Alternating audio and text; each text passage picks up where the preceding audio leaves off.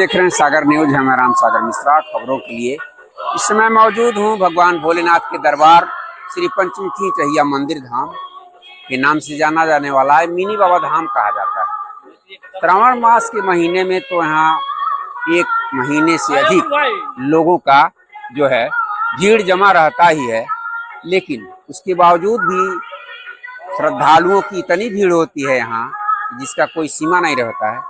आप देख सकते हैं मेरे पीछे इस समय ये भक्तगण हैं जो इस समय नवरात्र का पावन पर्व चल रहा है। इस पावन पर्व में भी यहाँ भगवान भोलेनाथ के दरबार में सभी लोग सुबह से ही पहुँच करके अपनी हाजिरी लगाते हैं और भगवान भोलेनाथ से अपनी मन्नत मांगते हैं। आइए हम आपको ले चलते हैं, इस समय दर्शन कराएंगे बाबा पंचमुखी इटहिया जो इस समय काफ़ी प्रख्यात हैं और यहाँ प्रत्येक कार्यक्रम प्रत्येक दिन होते भी हैं। श्रद्धालुओं की काफ़ी भीड़ होती है। आप देखेंगे इस समय ये गर्भगृह है जहाँ भगवान भोलेनाथ की पिंडी है जिसे लोग जलाभिषेक कर रहे हैं और अपनी पूजा अर्चना करके मन्नत भी मांग रहे हैं।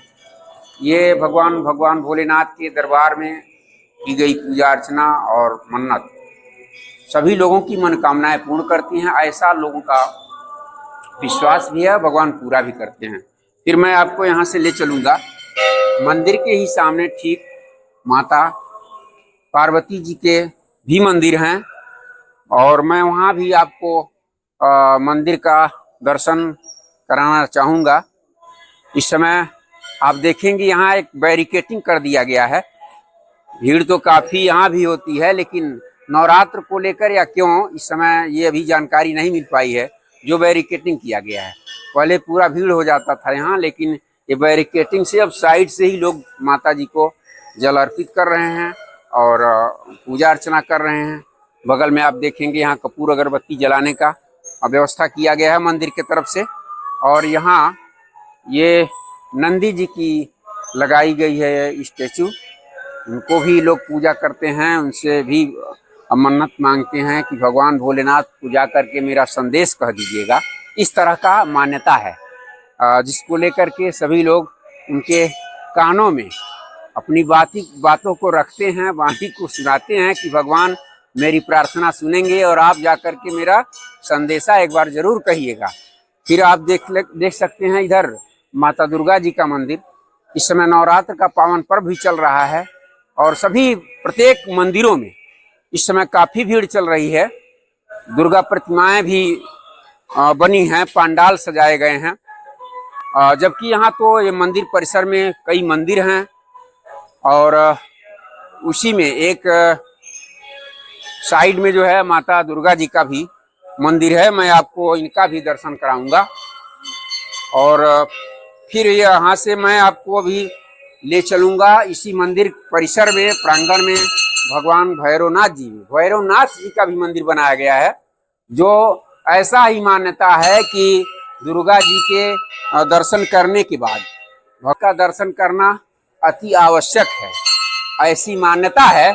और इसी का जो है लेख चलता है। वैष्णो देवी जो धाम है वहाँ लोग कहते हैं कि माता से आपस में संग्राम हुआ था, उसी समय माता जी ने गुफा में जा करके और वहाँ छुप गई थी। फिर भी वो और उस समय भी भैरव जी का रहा वहाँ, वो दौड़ते रहे पीछे पीछे माता जी के पास। जब माता जी ने भैरव का भी उस समय वो वरदान के लिए माता जी से इन्होंने कहा कि अब तो माँ जो होना था हो गया, लेकिन मेरा उद्धार कैसे होगा। तो ऐसा मान्यता है कि माता जी ने वरदान दिया कि जो मेरा दर्शन करेगा, यदि आपका दर्शन नहीं करता है तो वो पूजा उसका निष्फल हो जाता है, ऐसी ही मान्यता है।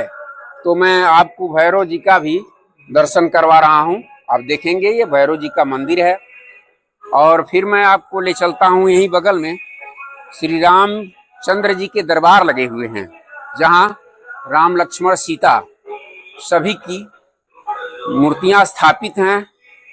ये मंदिर है पंचमुखी इटहिया शिव धाम के नाम से जाना जाने वाला। इसी परिसर में सभी मंदिर हैं और सभी मूर्ति लगाए गए हैं और प्रत्येक दिन लोगों का यहाँ आना जाना लगा रहता है। पूजा अर्चना लोग करते हैं और ऐसा नेपाल, बिहार और यूपी तीनों ये बॉर्डर क्षेत्र है और तीनों प्रांतों के बॉर्डर लगते हैं।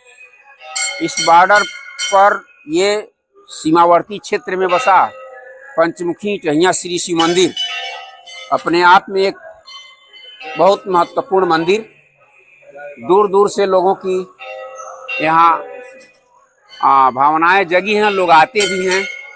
इस समय तो कुछ कम है क्योंकि हर ग्राम सभाओं में लगभग पंडाल सजे हुए हैं।